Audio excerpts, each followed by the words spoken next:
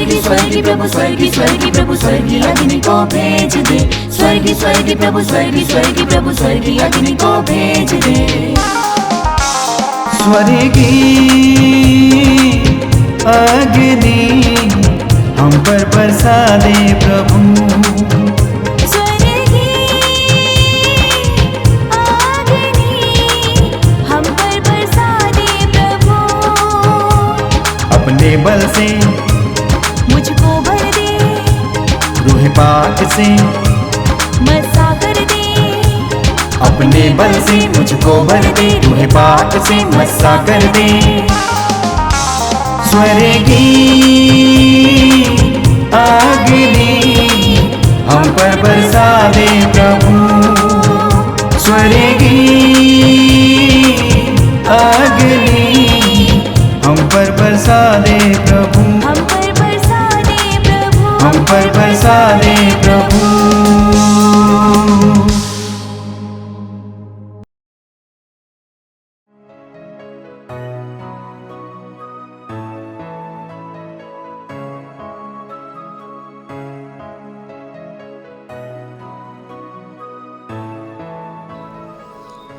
Praise the Lord, hallelujah. स्वर्गीय अग्नि के इस एपिसोड में आप सभी लोगों को प्रभु यीशु के पावन नाम पर मैं स्वागत करता हूँ। आइए हम एक साथ मिलकर प्रार्थना करें। आप जहाँ भी रहें इस वक्त अपना सारे काम को छोड़कर कुछ पल प्रार्थना में लीन हो जाइए, ताकि प्रभु का आत्मा हमें कृपाएं प्रदान करे, सामर्थ्य और शक्ति प्रदान करे, ताकि हम योग्य रीति से प्रभु के पवित्र वचन को स्वीकार कर पाए। हालेलुया। आइए प्रार्थना करते हैं। धन्यवाद पिता परमेश्वर, आपकी आराधना हो प्रभु। हाँ प्रभु, आपने अपने प्रतिरूप में हमें बनाया, अपने सदस्य में हमें बनाया और हमें जीवन प्रदान किया। अपनी आत्मा को हमारे अंदर रख दिया ताकि हम जीवित रहें। हाँ प्रभु यीशु, आपने कहा मैं तुम्हें अनाथ नहीं छोड़ूंगा, मैं तुम्हारे लिए सहायक को प्रदान करूंगा। वही पवित्र आत्मा का सामर्थ्य इस वक्त हम मांगते हैं। स्वर्ग खोलकर हमारी प्रार्थना विनती सुन लीजिए प्रभु। आपने कहा संपूर्ण हृदय से मुझे ढूंढोगे तो मैं तुम्हें मिल जाऊंगा। यिर्मयाह 29:12 वचन। यदि तुम संपूर्ण हृदय से मुझे ढूंढोगे मैं तुम्हें मिल जाऊंगा। हाँ प्रभु, इस वक्त हम अपने संपूर्ण हृदय लेकर पूर्ण हृदय से आपको ढूंढने के लिए, आपसे आशीष पाने के लिए आपके सामने आए हुए हैं। हम दुखी हैं, दुर्बल हैं, अयोग्य हैं, कमज़ोर हैं, लेकिन हम जानते हैं प्रभु आपकी दया और आपकी कृपा इन सब के ऊपर है। हम कितने भी दुर्बल हो जाएं, अगर आपकी कृपा मुझे प्राप्त हुई तो वो काफ़ी है। उस कृपा के बल पर मैं चलना चाहता हूँ। हाँ प्रभु, जीवन में कमियाँ हैं, जीवन में कमजोरियाँ हैं, परेशानियाँ हैं, लेकिन इन सब के बावजूद मैं तेरी दया पर विश्वास करते हुए, भरोसा कर रखते हुए मैं आपका अनुगमन करना चाहता हूँ, अनुसरण करना चाहता हूँ। हाँ प्रभु, मुझे बल प्रदान कीजिए प्रभु। मैं न सिर्फ अपने लिए प्रार्थना करता हूँ, बल्कि मेरे परिवार के सभी लोगों के लिए, मुझसे जुड़े हुए सभी लोगों को इस वक्त आपके सामने, आपके समक्ष रख देता हूँ प्रभु। उन्हें भी आशीष प्रदान कीजिए। हाँ प्रभु, हमारे हृदय को तैयार कीजिए ताकि हम जो वचन सुनते हैं उस वचन के अनुसार जीवन बिता पाए। वचन के द्वारा आप जो संदेश हमें देना चाहते हैं उस संदेश को आत्मसात कर पाए। Hallelujah, hallelujah. Thank you Jesus, आमीन। Praise the Lord. आज का हमारा मनन चिंतन का विषय है प्रभु दया का सागर है। हमारा प्रभु परमेश्वर दयालु है। इस बात हमारे मन में रखने की ज़रूरत है। कुछ लोगों के मन में ईश्वर के प्रति एक डर है। जो पिता अपने पापों के लिए बच्चों को सजा देते हैं, इस प्रकार की एक भावना कुछ लोगों के मन में है। पिता परमेश्वर भी इसी प्रकार आपको सजा देने के लिए, आपके आचरण कर्मों का हिसाब मांगने के लिए बैठे हैं, लेकिन वास्तव में वैसा नहीं है। परमेश्वर का प्रेम हम लूकस के सुसमाचार अध्याय 15 में देखते हैं, जहाँ पर खोया हुआ लड़का का दृष्टांत के द्वारा प्रभु यीशु ने हमें समझाया कि पिता परमेश्वर बड़ा दयालु है। हाँ प्यारे भाइयों, वो बहुत बड़ा दयालु है। आप लोग समझते होंगे कि आप पापी हैं, आप अधर्म करने वाले हैं, पाप करने वाले हैं, आपको प्रभु दंड देगा। अगर आपके मन में ये विचार हो तो आपको ज़रूर आज का इस संदेश को अपने हृदय से स्वीकार करना चाहिए, क्योंकि प्रभु दंड देने के लिए नहीं बैठा है, अपनी दया का आलिंगन देने के लिए प्रभु तैयार है। एक शर्त है, हमें पश्चाताप करते हुए, पाप का मार्ग छोड़ते हुए उस प्रभु की ओर लौटना चाहिए।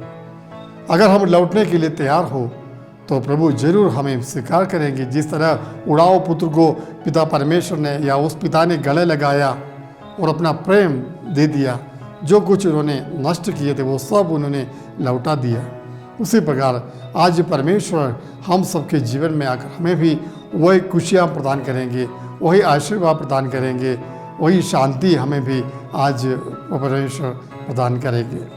तो अविश्वास के साथ हम यहाँ पर रहें। प्रभु की कृपा दया पाने के लिए हम अपने आप को नम्र व लीन बनाए, नम्र व लीन बनाए। हमारे ईश्वर बड़ा दयालु है। वह आपके आंखों में जो आंसू हैं वो परमेश्वर देखते हैं। आपके जीवन में जो कमियां हैं परमेश्वर जानते हैं। आपके जीवन में जो पाप अपराध हुए हैं वो भी प्रभु जानते हैं, लेकिन आपके लिए परमेश्वर ने कभी भी अपना दया का द्वार बंद नहीं किया है। अपने हृदय का द्वार कभी भी परमेश्वर ने आपके लिए बंद नहीं किया है। ईश्वर ने वह हमेशा खुला रखा है। और इतना कि नहीं प्यारे भाई और बहनों, वही प्रभु हमारे मन फिराव, मन परिवर्तन का रास्ता देखते हुए खड़े हैं। मेरा बेटा, मेरी बेटी आज या कल मेरे पास वापस आएगा, आएगी, ये एक आशा के साथ परमेश्वर हमारी रास्ता देख रहे हैं। हालेलुया! इतने बड़ी कृपा परमेश्वर ने हमें दी है। हम ईश्वर को धन्यवाद दें। उसकी कृपा को स्वीकार करना, दया को स्वीकार करना चाहिए। हम बाइबल में देखते हैं निर्गमन ग्रंथ अध्याय 34 पद संख्याएँ 6 और 7, जहाँ पर हम देखते हैं कि प्रभु ये कहता है वह एक करुणामय ईश्वर और कृपालु ईश्वर है। वह क्रोध करने में देर करने वाला है, अनुकंपा का धनी है और सत्य प्रतिज्ञता का धनी है। 3-4 बातों को हम वहाँ पर देखते हैं।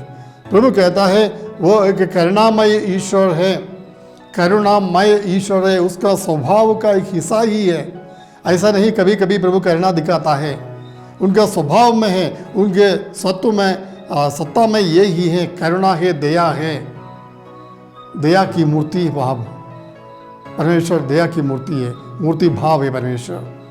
तो उनका स्वभाव दयालु है, वो दयालु है। और इतना ही नहीं, कृपालु, कृपा करने वाला, कृपा मुफ्त में दिया जाता है, कृपा एक व्यक्ति को मुफ्त में दिया जाता है, वो कृपालु है।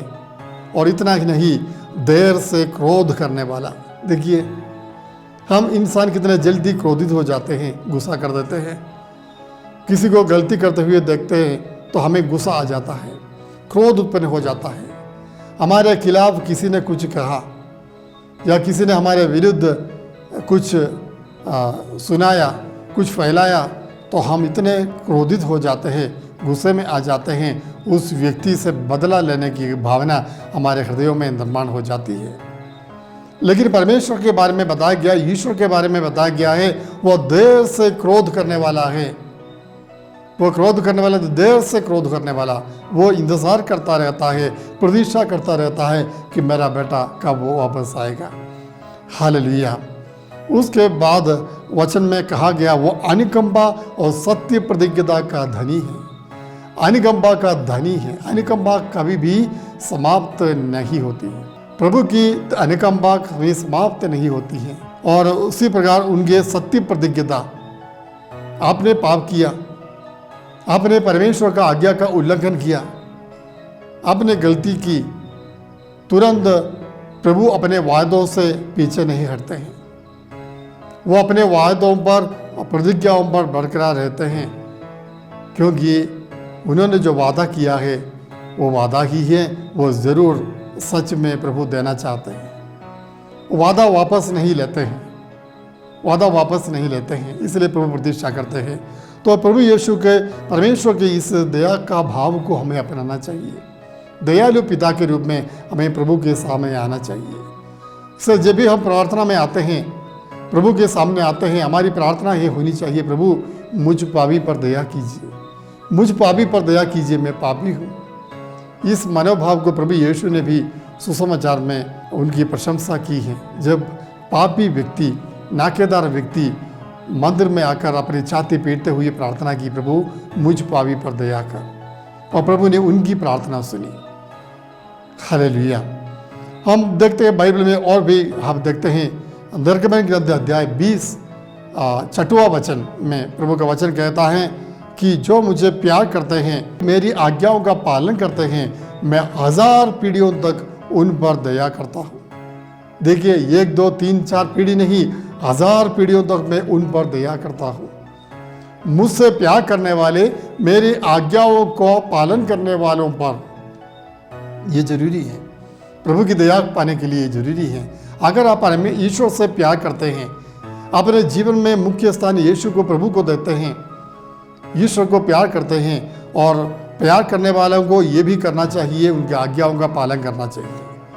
इसलिए प्रभु कहते हैं जो मेरी आज्ञाओं का पालन करते हैं, एक प्यार करना, दूसरी बात है आज्ञा पालन, ये दोनों आपके जीवन में हो तो आप निश्चित रहिए आपके जीवन में प्रभु की दया आपको मिलती रहेगी।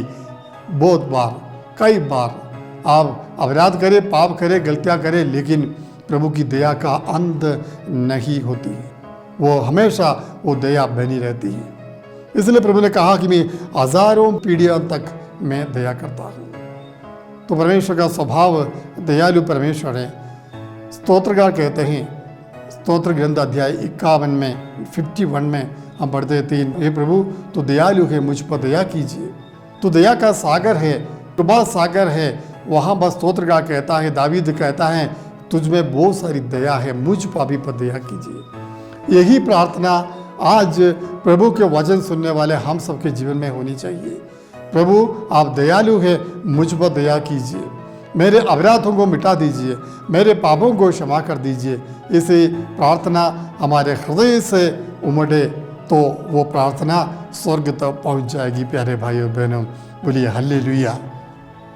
आगे हम देखते हैं प्रभु के इस दया के विषय में हम देखते हैं बाइबल में उत्पत्ति ग्रंथ में हम देखते हैं, वहाँ पर आदम और हेवा ने जो पाप किया था, आदम और हेवा ने जब पाप किया तो ईश्वरीय कृपा से वंचित हो गए। उस समय भी प्रभु का दया, उनके प्रति जो दया है हम देखते हैं। यीशु प्रभु परमेश्वर उन्हें ढूंढने के लिए आए, उन्होंने पूछा आप कहाँ हैं, आप लोग कहाँ हैं? तो वे लोग छिप गए थे वह, क्योंकि उन्होंने पहचान लिया, जान लिया कि वे लोग नंगे हैं। तो उस समय प्रभु ने क्या किया, उन्होंने खाल के कपड़े बनाकर उन्हें पहनाया। देखिए, आदम और हेवा के नंगेपन को दूर करने के लिए प्रभु खुद खाल का कपड़ा बनाकर उन्हें पहनाते हैं। इसका मतलब यह है परमेश्वर बहुत बड़ा दयालु है। इसलिए वह उस अवसर पर जब उन्होंने शैतान के आकर्षण में आकर, दुष्ट आत्मा के वश में आकर जब उन्होंने पाप किया, उस समय प्रभु उन्हें साथ देता है, पूर्ण रूप से त्यागते नहीं हैं। परमेश्वर अपनी संतानों को त्याग नहीं सकते हैं। आप कितने बड़े पापी क्यों ना हो, आपने इतने बड़े अपराध क्यों ना किए हो, व्यक्ति क्यों ना हो, आपके जीवन में प्रभु कार्य करेंगे, तो आपको प्रभु की कृपा दया प्राप्त हो जाएगी। आप जरूर प्रभु के समक्ष दया के लिए प्रार्थना करेंगे। Hallelujah, hallelujah. उसके बाद हम देखते हैं प्यारे भाइयों बहनों, उत्पत्ति ग्रंथ में अध्याय 4 में एक घटना हम देखते हैं। वहाँ पर काइन और हाबिल के बारे में हम पढ़ते हैं। दोनों भाइयों के बीच में जो बातें हुई हम जानते हैं। एक भाई ने दूसरे भाई की हत्या कर दी, कारण क्या था, काइन ने अपने अनाजों में से कुछ, उपज में से कुछ अंश लेकर प्रभु को चढ़ाया, लेकिन हाबिल ने अपने भेड़ों में से उत्तम पगलौटे भेड़ों को प्रभु को समर्पित कर दिया, और प्रभु ने, परमेश्वर ने हाबिल की बलि को स्वीकार कर ली। तो इसलिए काइन को ईर्ष्या लगी हाबिल पर और उन्होंने अपने भाई की हत्या कर ली। इसके बाद परमेश्वर पूछते हैं कि तू कहाँ हो, तो तुम्हारा भाई कहाँ है? उस समय वो कहता है, क्या मैं अपने भाई का रखवाला हूँ? तो उल्टा सवाल प्रभु से करता है। लेकिन बाद में प्रभु उन्हें दंड देते हैं और कहता है कि तुम्हारे कारण भूमि शाबित होगी, उपज आपको, मेहनत आप करते हैं उसका फल आपको नहीं मिलेगा। ये सब बातें प्रभु कहते हैं। उसके बाद काइन प्रभु से आग्रह करता है, प्रभु मुझ पर दया कीजिए। उसमें प्रभु कहता है कि तुम्हें चिंता करने की आवश्यकता नहीं। काइन ने अपना जो चिंता थी वो व्यक्त कर दी कि कहीं लोग मुझे मार डालेंगे, दूसरे लोग मुझे मार डालेंगे। प्रभु क्या कहते हैं, परमेश्वर क्या कहता है, जो काइन का वध करता है उसका मैं 7 गुना बदला लूँगा। देखिए, एक हत्यारा व्यक्ति के बारे में प्रभु कहता है, जो इस व्यक्ति का हत्या करता है मैं उसका 7 गुना बदला लूँगा। प्रभु उस व्यक्ति के पक्ष में खड़ा रहता है। और इतना ही नहीं, वचन में बताया गया है, परमेश्वर ने एक चिन्ह काइन पर अंकित कर दिया, एक चिन्ह अंकित कर दिया जिसे कोई भी उनका हत्या ना करे। कितने प्रेमी दयालु पिता हमारे परमेश्वर, कितने बड़ा प्रेमी दयालु। किसी को, पापी को वो त्यागते नहीं हैं, छोड़ते नहीं हैं। हाँ, जरूर पाप का जो परिणाम उस व्यक्ति को भोगना पड़ता है। पाप करने से उसका जो दुष्परिणाम हमारे जीवन में आता है, उस दुष्परिणाम को हमें भोगना तो जरूर पड़ेगा। लेकिन परमेश्वर हमें हमेशा के लिए हमारा परित्याग नहीं करता है, क्योंकि वह हमारा पिता है, दयालु पिता है। हम उनकी प्यारी संतान हैं, हम उनकी प्यारी संतान हैं। हालेलुया। आगे हम देखते हैं प्यारे भाइयों बहनों, बाइबल में और भी बहुत सारी घटनाएं प्रभु की दया के बारे में हम देखते हैं। उत्पत्ति ग्रंथ में अध्याय 18 में आप आइए। उत्पत्ति ग्रंथ में अध्याय 18 में वहाँ पर एक घटना हम देखते हैं। सोदोम गमोरा नगर के विनाश के बारे में हम देखते हैं। इब्राहिम वहाँ पर परमेश्वर के पास आकर प्रार्थना करते हैं। वहाँ पर सोदोम गमोरा में पाप बढ़ गए, सब लोग पाप के गुलाम बन गए। उस समय परमेश्वर ने अपनी इच्छा व्यक्त की कि मैं इस शहर को नष्ट कर दूंगा। अपने दास को ये उन्होंने इस योजना को प्रेरण कर दिया। उस समय इब्राहिम प्रार्थना करता है, प्रभु के समक्ष मध्यस्थ प्रार्थना करता है, मध्यस्थ मांगता है वहाँ की जनता के लिए, उस सोदोम गमोरा के लिए, प्रभु इसे नष्ट मत कीजिए। उन्होंने कहा, अगर यहाँ पर 50 धर्मी मिले, 50 धर्मी मिले, क्या आप इसे नष्ट कर देंगे? प्रभु ने कहा नहीं। तो बाद में उन्हें लगा कि इतना नहीं होंगे शायद, तो उन्होंने उसको 45 कर दिया, फिर 40 कर दिया, फिर उन्होंने कहा 30 और 20, आखिर लास्ट में 10 तक संख्या आ गई। अब्राहम ने कहा, अगर 10 धर्मी व्यक्ति मिले, अच्छे लोग इस शहर में मिले, क्या आप इस शहर को नष्ट करेंगे? तो प्रभु ने कहा, नहीं, मैं नष्ट नहीं करूँगा। लेकिन अफसोस की बात है प्यारे भाई और बहनों, वहाँ 10 धर्मी भी नहीं मिले, 10 धर्मी भी नहीं मिले। यहाँ पर एक दूसरा एक महत्वपूर्ण संदेश ये है प्यारे भाई और बहनों, अगर आपके परिवार में एक धर्मी व्यक्ति हैं या आपके गांव में कुछ धर्मी व्यक्ति है, वो काफ़ी है कि प्रभु आपके पूरे गांव को आशीर्वाद प्रदान करेगा। आपके परिवार में भले ही एक व्यक्ति धार्मिक आचरण करने वाला है, भक्ति विश्वास करने वाला है, वो एक व्यक्ति काफ़ी है कि पूरे परिवार को आशीष मिलेगा, आशीर्वाद मिलेगा। ये हम देखते हैं प्रेरित चरित्र में अध्याय 16 पद संख्या 31 में, प्रेरित चरित्र अध्याय 16 प्रेरित 31 में प्रभु का वचन ये कहता है कि तुम प्रभु पर विश्वास करो, तुम्हें और तुम्हारे परिवार को मुक्ति मिलेगी। तो प्रभु पर विश्वास करो, तुम्हें और तुम्हारे परिवार को मुक्ति मिल जाएगी। हाँ प्यारे भाई बहनों, ईश्वर पर भरोसा रखना काफ़ी है, आपको और आपके द्वारा आपका परिवार का उद्धार होगा। अब कुछ लोग ऐसे हैं कि सब लोग विश्वास नहीं करते हैं, कुछ परिवार में ऐसे हैं क्या अलग अलग धर्म में विश्वास करने वाले लोग हैं। आप परिवार में भले ही एक ही व्यक्ति हो जो प्रभु यीशु मसीह पर विश्वास करने वाला, आपका जीवन, आपका विश्वास, आपकी भक्ति काफ़ी है कि परमेश्वर आपके जीवन में कार्य करेंगे, आपके परिवार में कार्य करेंगे, पूरे परिवार को आप परमेश्वर बचा के रखेंगे। 10 व्यक्ति के लिए, धर्मी के लिए, सोदोम गमोरा को बख्शने के लिए परमेश्वर तैयार हो गए, लेकिन वहाँ 10 धर्मी भी नहीं मिले, इसलिए वो शहर का नुकसान किया गया। वहाँ पर हम देखते हैं प्रभु अपनी दया हम पर प्रकट कर देते हैं। हालेलुया। आगे हम देखते हैं निर्गमन ग्रंथ में मूसा के जीवन में मूसा भी इसी प्रकार प्रभु से विनती करता है, प्रार्थना करता है, इस्राएली जनता के लिए प्रभु के निकट आकर दया की याचना करता है। हम जानते हैं मूसा के द्वारा परमेश्वर ने इस्राएल जनता को 10 आज्ञाएं दी। मूसा के द्वारा सारी आज्ञाएं दी गई। मूसा आज्ञाओं को लेने के लिए पहाड़ पर चढ़ गए, वहाँ पर प्रभु के साथ हैं। जब उन्हें देर लगे नीचे आने के लिए, कई दिनों से उनका कोई अता पता नहीं, लोगों ने क्या कहा, क्या पता मूसा को क्या हो गया, किसी जंगली जानवर ने उन्हें समाप्त किया तो नहीं। तो आइए हम ऐसा करें, हम अपने लिए एक देव मूर्ति बनाए और अपने लिए एक मूर्ति को बनाए और उनकी आराधना करें। उन्होंने अहरोन पर दबाव डाला और उन लोगों ने गहने आभूषण सब एकत्र करते हैं, सोना इकट्ठा करके वहाँ पर उन्होंने सोने का एक बछड़ा को बनाया। सोने का बछड़ा को बनाकर उनकी आराधना करने लगे। तो प्रभु ने जब देखा कि अपनी प्रजा जिसे मैंने अपने भुज बल से मिस्र की गुलामी से छुड़वा कर यहाँ पर लाए, ये लोग अभी मूर्ति पूजा कर रहे हैं, उस समय उनके मन में बहुत गुस्सा आया। प्रभु क्रोधित हो उठा। उन्होंने ये कहा, मैं अपनी प्रजा को दंड दूंगा, मैं अपनी प्रजा को नष्ट कर दूंगा। उस समय देखिए मूसा प्रभु के पास आकर प्रार्थना करते हैं कि प्रभु इन पर दया कीजिए, ये तेरी प्रजा है जिसे तूने अपने सामर्थ्य और भुजबल से मिस्र देश से निकाल कर लाया है। अगर आप इनका विनाश करेंगे तो लोग हंसेंगे, मिस्र के लोग कहेंगे कि देखिए इनको मारने के लिए परमेश्वर ने, प्रभु ने उन्हें मरुभूमि में ले गए। तो इस प्रकार ना हो प्रभु, इन पर दया कीजिए, इनके पाप मिटा दीजिए। इब्राहिम इसहाक को याकूब को याद करके, अपने शब्द को, अपनी प्रतिज्ञाओं को याद करते हुए इन पर दया कीजिए, उन्होंने प्रार्थना की।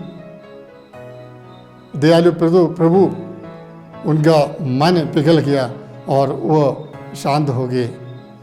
उन्होंने मन में जो विचार किया था, जो निर्णय लिया था इस्राएल जनता को नष्ट करने का, वो विचार उन्होंने छोड़ दिया। वचन में बताया गया निर्गमन ग्रंथ अध्याय 32 पद संख्या 14 में, तब प्रभु ने अपनी प्रजा को दंड देने की जो धमकी दी थी उसका विचार छोड़ दिया। दंड देने का जो धमकी दी थी उसका विचार प्रभु ने छोड़ दिया। देखिए, एक व्यक्ति मूसा ने उनके लिए प्रार्थना की। मूसा की प्रार्थना सुनकर प्रभु ने अपना मन बदल दिया। कितना दयालु प्रभु है। प्रभु कितना दयालु है जो हमारी प्रार्थना सुनकर अपना मन बदल देता है। अनेक घटनाएं बाइबल में हम देखते हैं इसी प्रकार कि प्रभु ने अपना विचार छोड़ दिया है, अपनी दया दिखाते हैं। आगे हम देखते हैं योना नबी का ग्रंथ। योना नबी की कहानी आप जानते हैं। वहाँ पर योना नबी को प्रभु ने कहा आपको निनवे जाना है, वहाँ पश्चाताप के संदेश को सुनाना है। लेकिन वो तार्शीश जाने के लिए जहाज पर चढ़ गया और जाते जाते अचानक आंधी तूफान आया और जहाज डूबने को हो गया। लोगों ने चिट्ठी डाली, योना का नाम निकला और लोगों ने उन्हें समुद्र में फेंक दिया। मच्छी के उधर में चला गया। फिर तीसरा दिन वो किनारे पर वो लग गया। उसके बाद वो प्रभु का वचन सुनने के लिए, आज्ञा मानने के लिए तैयार हो गया और निनवे जाकर वो प्रचार करता है। उन्होंने प्रभु की वाणी सुनाई, 40 दिन के अंदर प्रभु इस शहर को नष्ट करने वाले हैं। तो लोगों ने क्या किया, इनके संदेश को सुनकर लोगों ने क्या किया, जिसके विषय में हम योना नबी का ग्रंथ अध्याय 3 पद संख्या 8 से पढ़ेंगे। सभी व्यक्ति, राजा ने आग्रह किया, चाहे मनुष्य हो, पशु, गाय बैल हो, भेड़ बकरी, कोई भी ना तो खाएगा, ना चलेगा, ना पानी पिएगा। सभी व्यक्ति डांट ओढ़कर पूरी शक्ति से ईश्वर की दुहाई देंगे। जानवर, मनुष्य सब पूरी शक्ति से ईश्वर से प्रार्थना करेंगे। सभी अपना कुमार्ग तथा अपने हाथों से होने वाले हिंसात्मक कार्य छोड़ दें।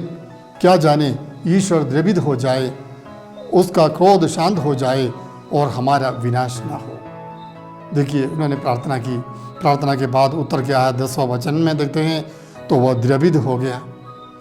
परमेश्वर ने देखा कि वह क्या कर रहे हैं, किस प्रकार उन्होंने कुमार्ग छोड़ दिया है, तो वह द्रवित हो गया और उसने जिस विपत्ति की धमकी दी थी उसे उन पर नहीं आने दिया। हालेलुया। देखिए प्रभु अपना मन बदल देते हैं। यह प्रभु की दया है, प्रभु परमेश्वर की दया है। प्यारे भाई और बहनों, परमेश्वर दयालु है, हमें विश्वास करना चाहिए। मिका नबी का ग्रंथ में अध्याय 7 पद संख्या 18 और 19 वचन कहता, वो फिर हम पर दया करेगा, हमारे असंख्य पापों को अपने पैरों तले कुचल देगा और गहरे गर्त में समुद्र में फेंक देगा। हमें विश्वास करना चाहिए। ईसास नबी का वो वचन हमें स्पष्ट मालूम है। अध्याय 1 पद संख्या 18, तुम्हारे पाप सिंदूर की तरह लाल क्यों ना हो, वे हिम की तरह उज्जवल हो जाएगा। वह किरमिज की तरह मटमैले क्यों ना हो, वे ऊन की तरह श्वेत हो जाएगा। प्रभु हमारे पापों को क्षमा करने के लिए तैयार है। वो दयालु परमेश्वर है। स्तोत्र में हम 147 में पद संख्या 3 हम देखते हैं, प्रभु कहता है, मैं दुखियों को दिलासा दूंगा, मैं दुखियों को दिलासा दूंगा, मैं उनके घावों पर पट्टियाँ बांध दूंगा। हमारे घावों को पट्टियाँ बांधने के लिए प्रभु तैयार है। दया बरसाने के लिए परमेश्वर तैयार है। हमारे पापों को क्षमा करने के लिए तैयार है। बस हमें उस दयालु परमेश्वर के पास जाना चाहिए, उस प्रभु के निकट जाना चाहिए, उससे दूर नहीं रहना चाहिए। आइए प्रार्थना करते हैं प्रभु की दया के लिए। इस वक्त हम प्रार्थना करें। आइए हम विश्वास के साथ प्रार्थना करें। वो दयालु परमेश्वर है, ये दयालु पिता परमेश्वर, इस वक्त हम प्रार्थना करते हैं प्रभु आपकी दया पाने के लिए। हम इस वक्त आपके सामने अपने हाथ फैलाते हैं प्रभु। हम पापी हैं, हम दुर्बल अयोग्य हैं प्रभु। हाँ प्रभु, आज हम पूरे हृदय से आपके पास आते हैं प्रभु। हम पश्चाताप करते हैं प्रभु। हम जानते हैं आप कितने दयालु हैं। आपकी दया का कोई अंत नहीं। आप दया का सागर है। जितना सागर गहरा है उतना गहरा आपकी दया, उतनी गहरी आपकी दया। हाँ प्रभु, उस दया के सागर से मुझे पिलाइए प्रभु, ताकि मैं आपकी दया पा सकूं प्रभु। आपकी दया ही मेरा जीवन का आधार है प्रभु। हाँ प्रभु, इस वक्त मेरे साथ प्रार्थना करने वाले सभी दर्शकों को, सभी विश्वासियों को, सभी लोगों को मैं आपके पवित्र हृदय में समर्पित करता हूँ प्रभु। इनके जीवन में आपकी दया बरसाइए प्रभु। इनके जीवन में दया बरसाइए प्रभु। इनके जीवन में जो भी कमियां हैं रह गई है, उन कमियों को दूर कीजिए प्रभु। हर प्रकार की आशीष इन्हें दीजिए प्रभु। इनके जीवन में जो कमजोरियां हैं, पाप के कारण, बुराइयों के कारण जो भी रुकावटें बंधन इनके जीवन में आए हैं, सारे बंधन इस वक्त प्रभु आपके पावन नाम पर दूर हो जाए प्रभु। यीशु के सामर्थ्यशाली शक्ति से हम प्रार्थना करते हैं। उसी नाम की योग्यता से, उनके बलिदान की योग्यता से सारे अंधकार की ताकतें घुटना टेकें, सारे रोग बीमारियाँ कमजोरियाँ दूर हो जाए।